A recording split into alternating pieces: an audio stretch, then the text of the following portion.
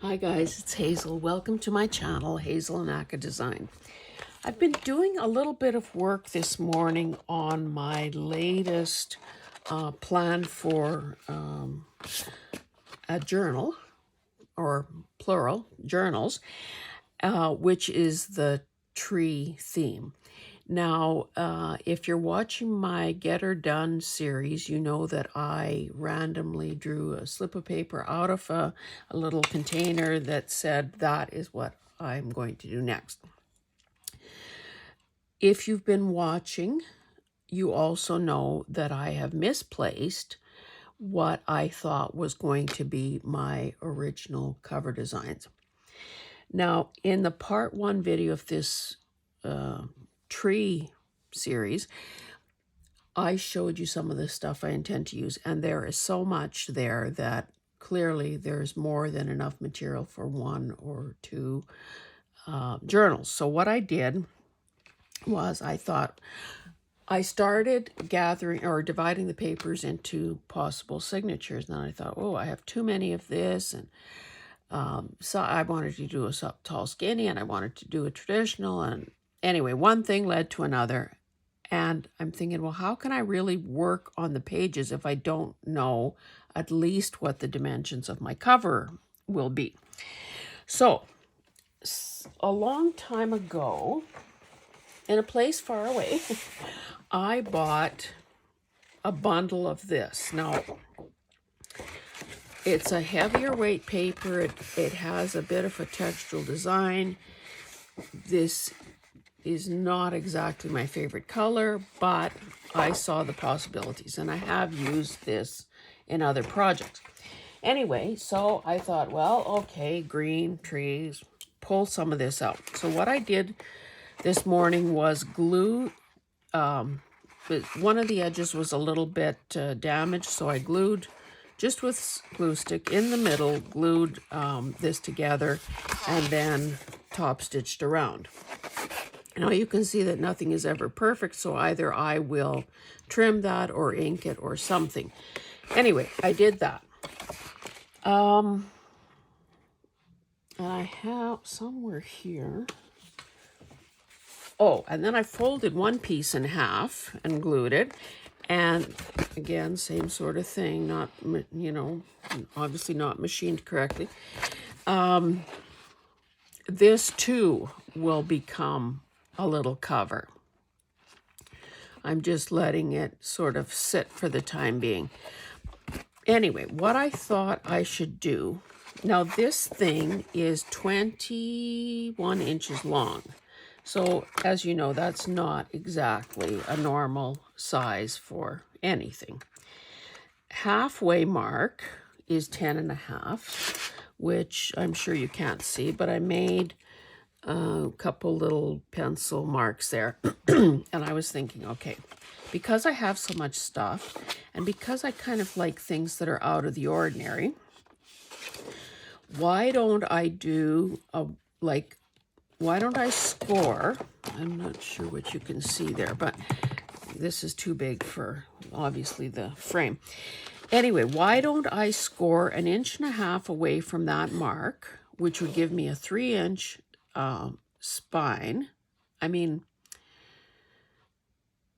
it would be a soft spine, but would help give this thing some structure and give me a better idea of what of how big my pages can be. So I'm just, I kind of marked 6-inch on here with just a Sharpie or something, just so a person can get their bearings straight. So I did 1.5 inches to the right. I'll do 1.5 inches to the left, just to sort of have some starting place.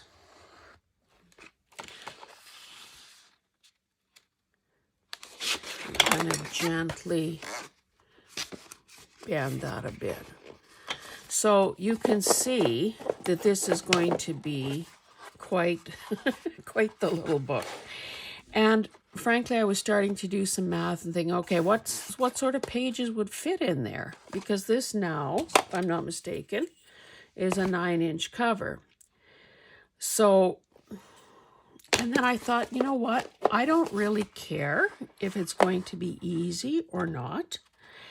It will give me an opportunity to do some problem solving. It'll give me an opportunity to try things I haven't tried before, which might mean, connecting pages or using more envelopes or something. So I'm doing that. I won't bother carrying on with this. I just want to show you a few other things. So I keep looking and keep thinking of things. Where can I put this? Keep thinking of things that will maybe ultimately end up in these tree journals. So one thing that I found this morning that I forgot I had,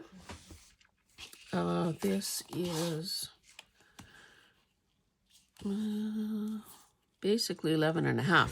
This is a roll of something. It's not exactly fabric. It's not paper either. It's just kind of a really wide thing that I once used as a table runner when I was decorating for a certain party. And of course I have a lot left. So this kind of could make the cut because of the color, if nothing else. So I have that.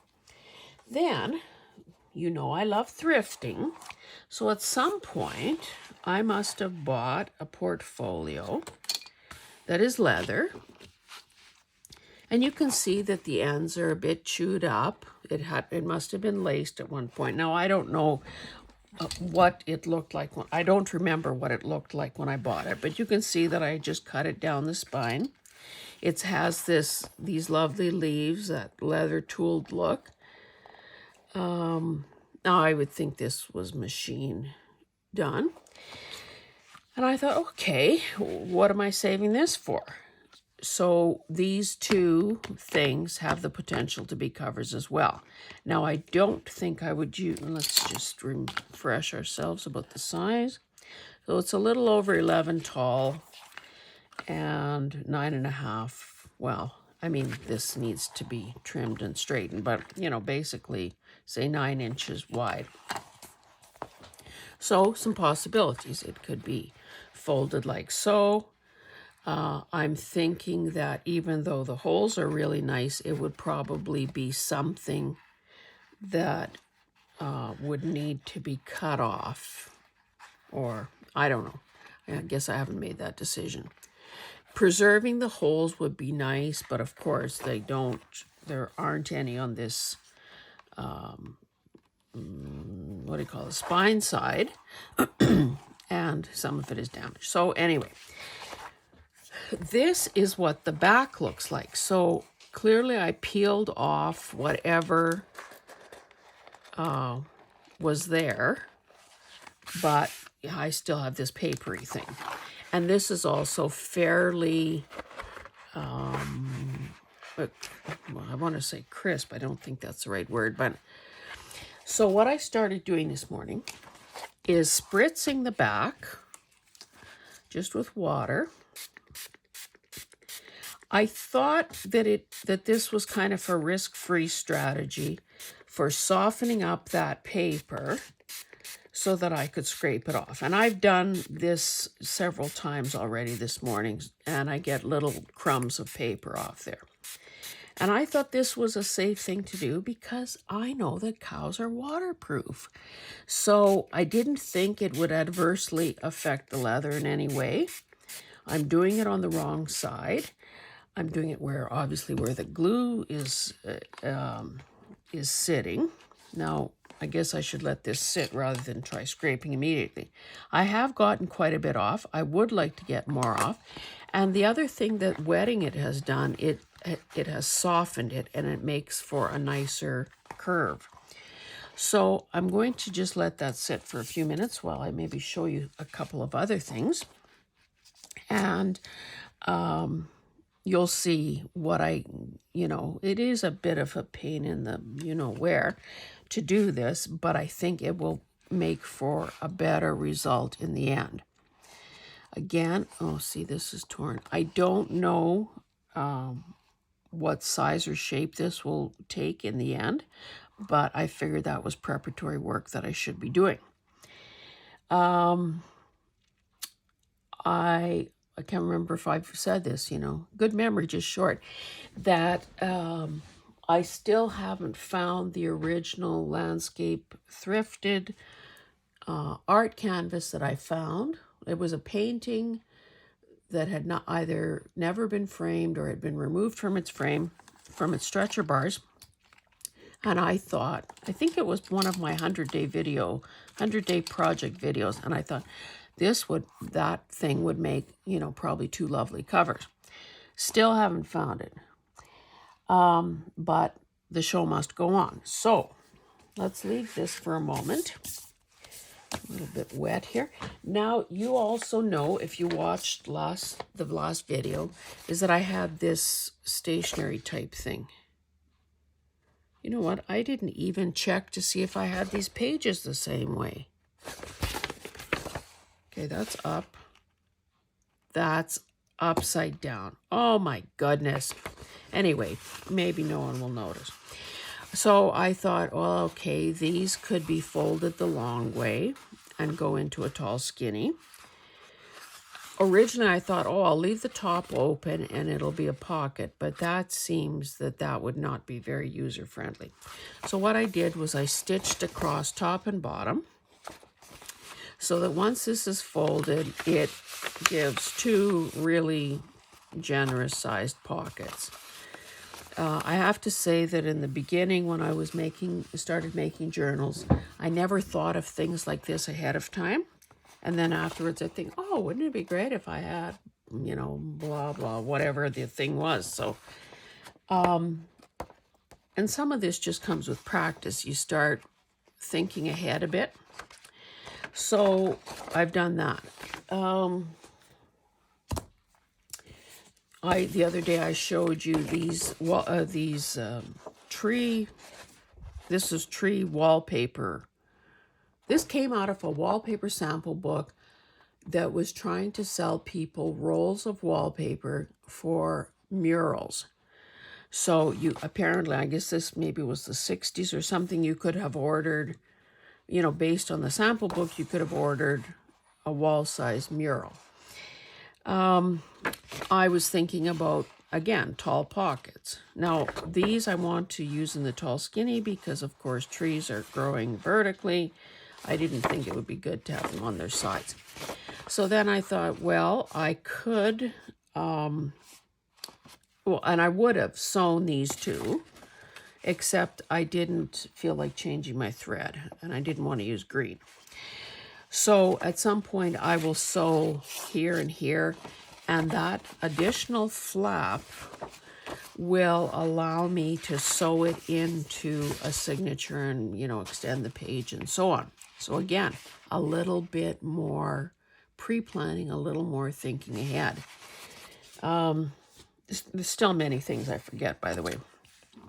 Anyway, let's see if we can scrape a little bit more off here. I'm just using my little spatula from Dollar Tree.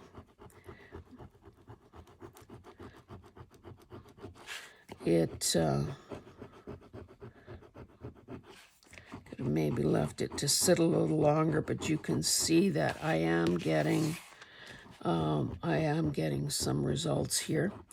And at some point, I will just decide that it doesn't make sense to work at this any longer. It's smoothed out. If I add paper or fabric, it won't be lumpy bumpy, but it will be better than what I started out with here. So anyway, I won't make you watch much more of this because I do have other little progress type things to show you.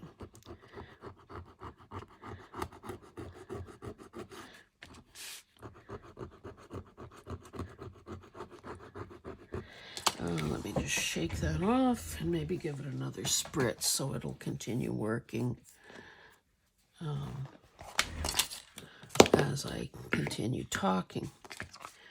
I know from some of the comments from the other day, or from the other video, that some of you are also going to be working on tree journals, so I think that's great. It almost, I mean, if we tell ourselves that, we can almost convince ourselves that we're in the same place, working together, chit-chatting and whatever. So that's kind of a nice feeling. I'll put that over there. Excuse me. Now, maybe I should have a Kleenex here. Let me just sort of wipe this off so I don't wet the next thing I want to show you.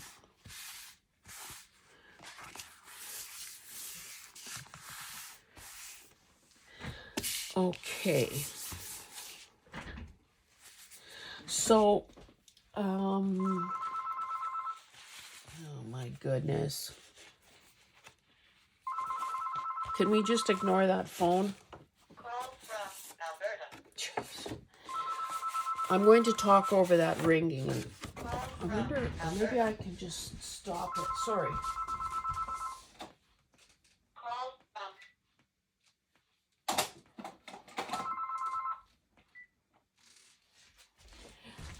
What I did, okay, this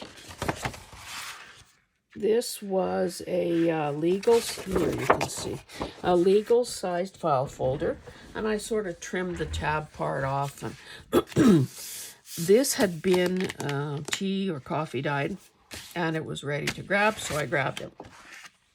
I told you or showed you the other day that there were bits and pieces and scraps that could end up in a collage, and that's exactly what I'm doing here. So these were some of the pages that I had obviously used the Tim Holtz die on. So I started gluing that down.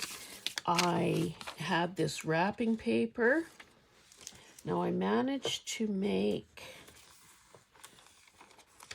find them all. I had sort of tried to square this up a bit and fold things that could be possible pages. So I've got a tall, skinny, and somewhere I have, you know, the more traditional shape or size.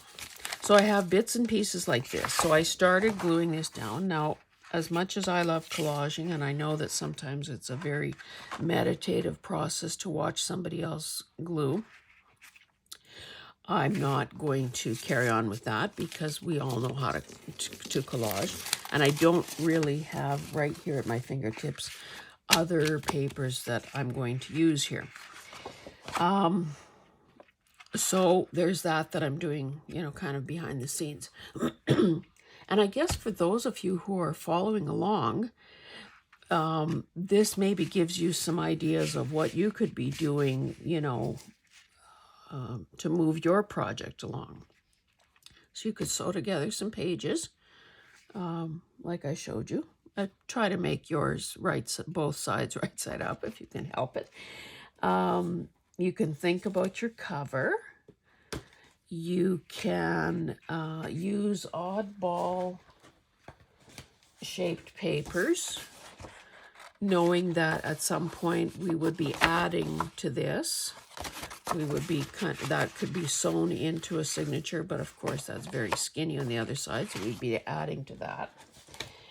But the thing I'm most excited to show you, and we'll just continue to work a wee bit on with you, is, oops, here's more of that.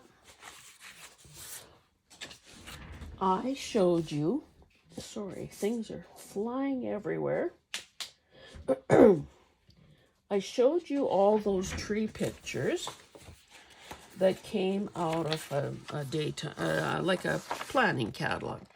And I separated them by those that had blank backgrounds, had never been written on, and then these that were filled with somebody's details.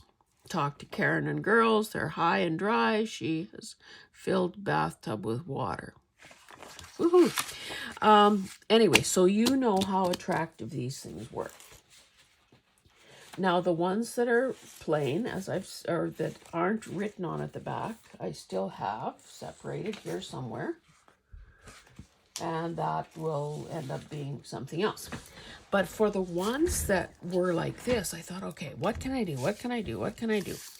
So, you know, I do spend some time looking through some of my books because, of course, I do the book videos, and sometimes you just need, I guess maybe I'm old school in that I'm going to hopefully find an idea in a book sooner than on Pinterest. Is that good or bad, or who knows? I don't know. Anyway, I came across this idea in a book for paper mosaic. And so I picked, and I have this black paper. I'll show you. Meanwhile, you probably can't see. I don't know what it's from. 2 of the corners are rounded, 2 are square. It's got a very nice linen feel. And I'm thinking, well, okay, let's use it. So this was a photo. It was one of these types of pages. Now let's see if I can reconstruct this like a puzzle.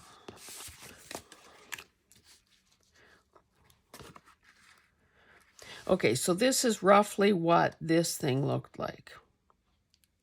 Oh, you know what? This was not one of these, but same sort of thing.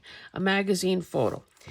So, okay, which was I think I did this one first. So you can see that I had originally cut the photo down into thirds, not equal parts, but 3 pieces. So I used basically 1/4 of an inch around and between. Now that looks fine, I would say. And this could be a belly band, or it could be a tag or a bookmark or whatever. So there's that. Then I did this one next, and I thought, you know, why don't we try, and these borders are not even because I left that open to trimming. I didn't pre-cut a black piece of paper and then try to make that work. I worked on the whole sheet and then trimmed afterwards. Now this one, I don't know, where's Waldo? Can you spot what is, I would consider a boo-boo here? Right there. So I had my photograph, and I cut it into 3 strips. And you do want to be a bit cognizant of what you're doing with these papers, unless you do love puzzles and want to have to continue to figure out, okay, which piece goes where. So 3 rows. But on this row and on this row, I just cut them into 3. On this one, I cut the strip into 5. So naturally,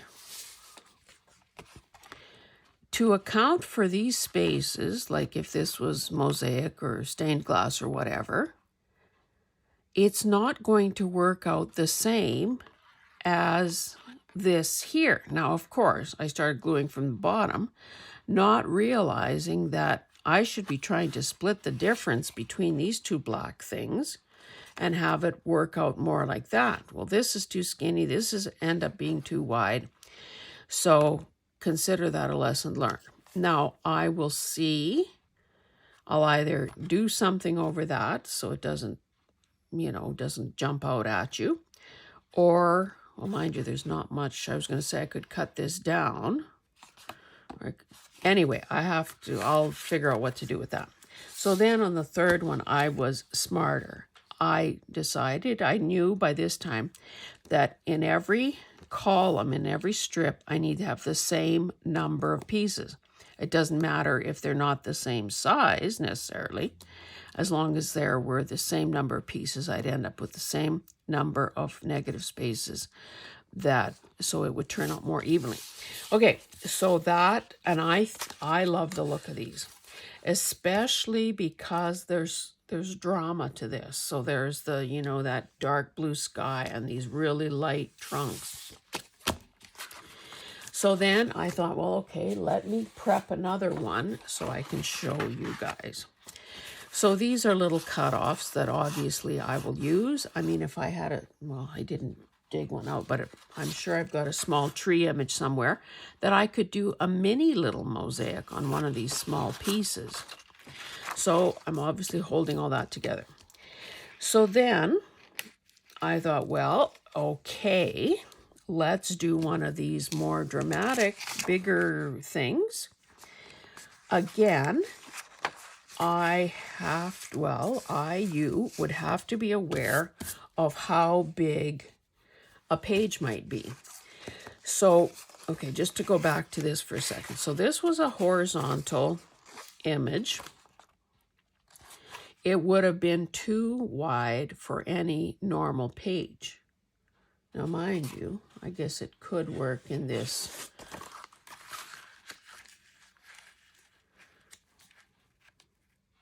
It could have, okay, now that I know that I have this to work on, I'll be keeping that in mind. And I could theoretically make one that could fit that way in this book.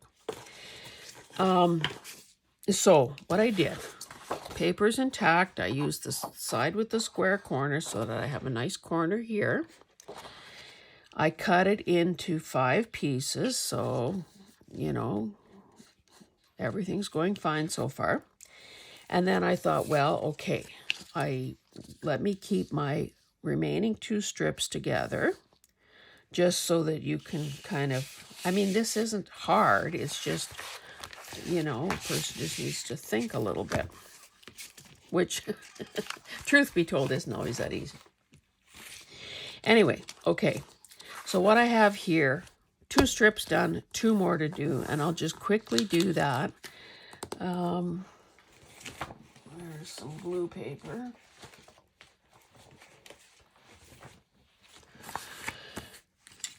Okay, so I need to cut. So all I need to remember is out of each piece, get 5 smaller pieces.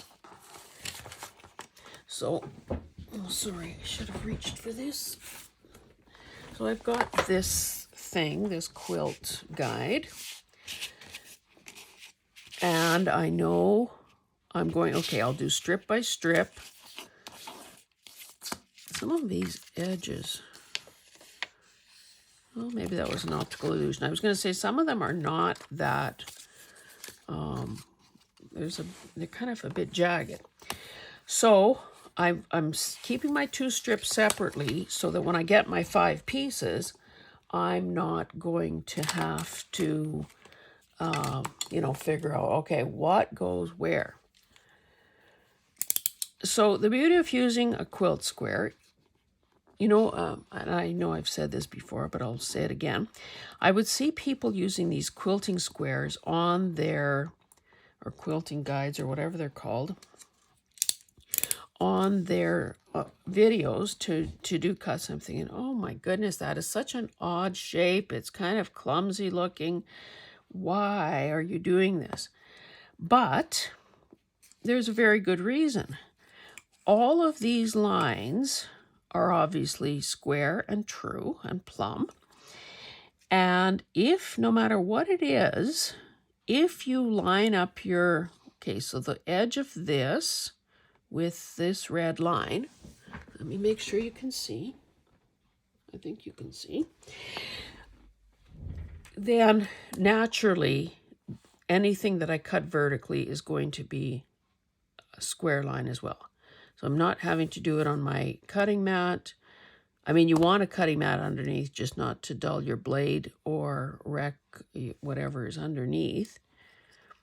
I wonder, I should almost snap off. Let me just quickly do that. I think I have a tool here somewhere.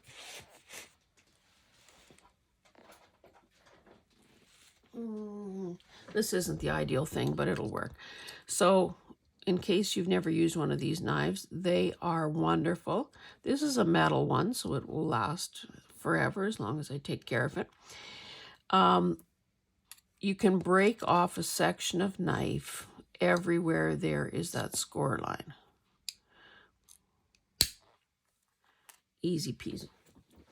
And then, of course, you've got a nice fresh blade and should be getting precision cuts. Okay, so I've got this lined up. I know I want 5 pieces. I don't really want to repeat what I've done in the other row, so I'm not measuring. I'm just trying to go for a little bit of variety. So again, get that red, whichever line you choose, get it lined up, and you know that it's going to be good. So that's the bottom. Maybe the next one will be a bit smaller.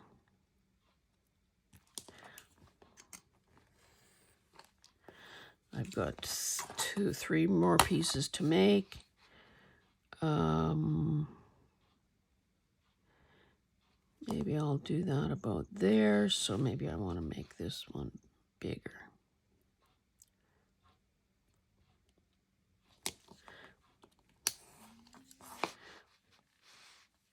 Maybe I just want that sort of light sky there. Okay, I won't bother doing the other one because you can certainly see how that's going to go. So I know that this is how this is going to go together. And of course, no, look at that, buggered it up. You obviously want to make sure that your pattern still makes sense. Now, where the photograph is quite dark, like this dark green here, you know, obviously the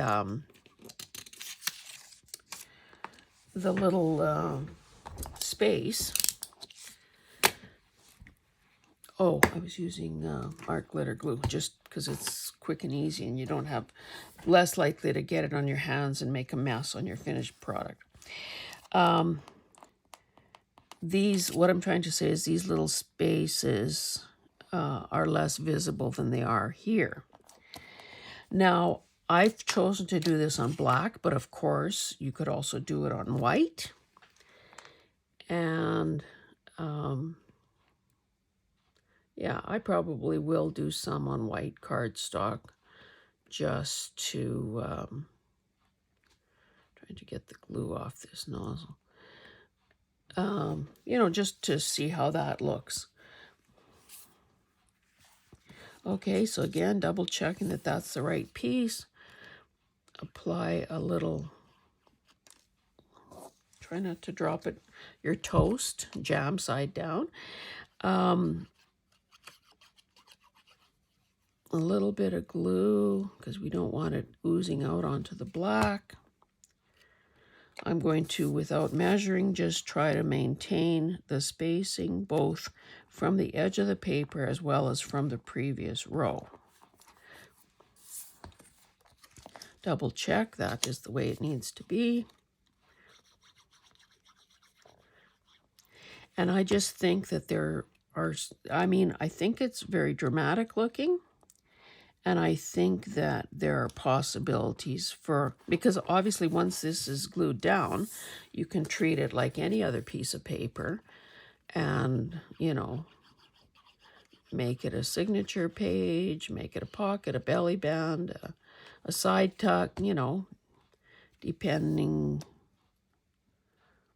on what you want and the size you've made it. Oh. That could have been a little closer. Now I'm going to have to cheat on the next one. What I've also done in some cases is do the top one next, and then to make sure that that is even, and then split the difference. So I'll do that here. And again, I'm going to just hold it up so I can see. Like I want the top to be level and even. Then I'll put this guy down. Now, of course, if the camera wasn't on, I would be, you know, positioning this so that I have a better look, but it doesn't help you if I can see but you can't. So, you know, look how nice that is going to be. And let's just roughly lay this down, and we see that overall this will be under, you know, this will be roughly 5.5 inches, allowing for a little border on that side as well. So, you know, that would fit quite nicely in a, you know, in a journal as a page. So I will continue to work and hope that you do too, so that together we can get, you know, some tree journals out there in the world. Oops, something is about to fall here. So again, I will continue what I've started. I will tune in again with a part 3 of the tree journals once I have something more to show you. But I did want especially for you to see this idea and begin looking at some of your raw materials and maybe adapting this or adopting this idea if you want this look in your project.